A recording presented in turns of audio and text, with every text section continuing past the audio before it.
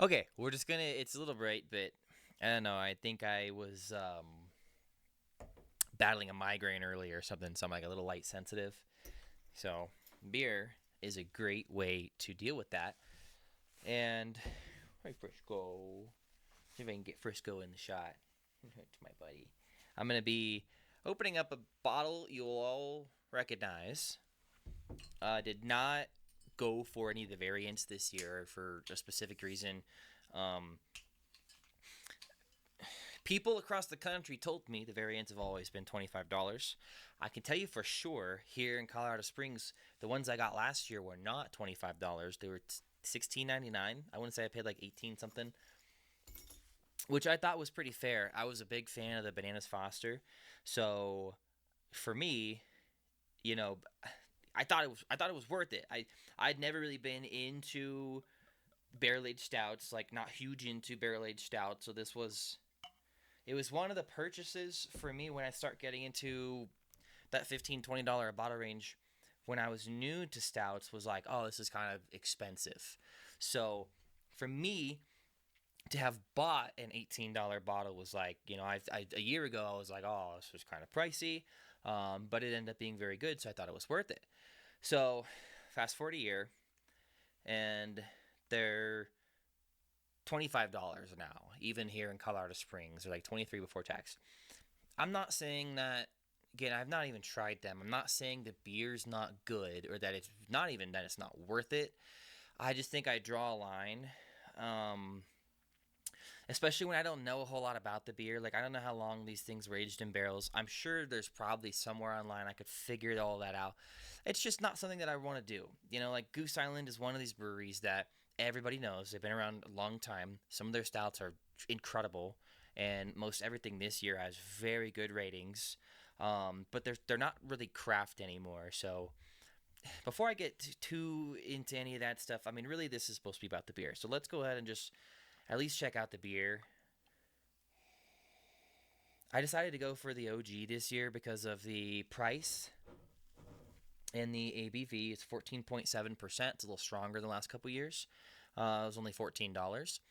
The review has it at like 4.36 on Untapped, and a lot of people are saying that this is one of the better OGs that they've had in the last few years. So let me give it a shout and tell you guys what I think.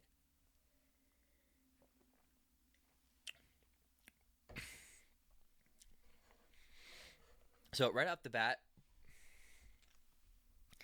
this is very good. Like, this is very, very good. Um, and what I told myself was that I bought this like 2 days ago, and I told myself that if I liked it, I was gonna go get another bottle because I like the format. I like the 16 ounce for 14 bucks. A stout that is this good for less than a dollar an ounce, or in my or my opinion, up to $1 an ounce. Not that I won't go over it. I just try to use that as my baseline. I think beers that can stick to that dollar an ounce and be this good are like, dude, good job. Good job to whoever it is, regardless of the brewery or what kind of beer it is, whether it's a stout or a barley wine or whatever it is. To keep it at that dollar an ounce, but have the quality is phenomenal.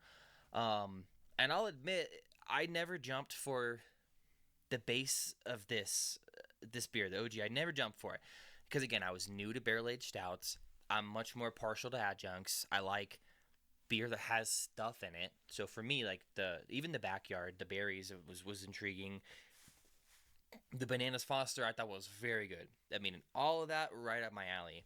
And then again, both this year, the macaroons right up my alley. I love ginger and I love coconut, and the vanilla rye is right up my alley because I'm my as far as whiskey and bourbon goes, I'm a rye guy, and I'm a big vanilla guy. So it's combining two things flavor wise that I should like a lot, theoretically. So I know I've been saying a lot about this beer, but it's just this is a beer I feel like you can really say a lot about because of its history, and just the nature of this beer. So for how thin it is, it both smells and drinks way fuller than you would expect.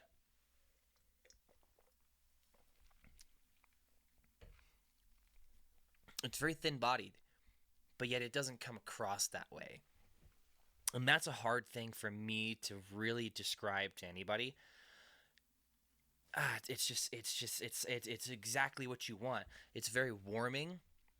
It's very woody. So whatever barrels they use, I mean, it's phenomenal. Very, very good for how large scale this production is.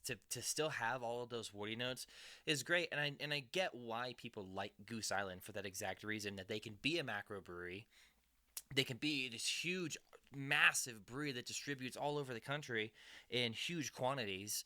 And for the most part, their beer is not loved by a lot of the craft beer community because a lot of it is honestly now just kind of subpar. I'm sure in the Chicago market, there's some phenomenal Goose Island beer that we'll never see, for example, here in Colorado.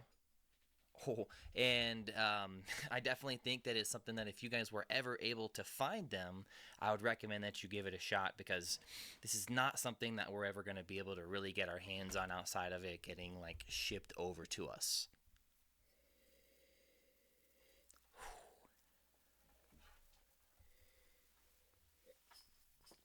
Mm. We got the doggies in the room now. Except we got the doggies in the room now.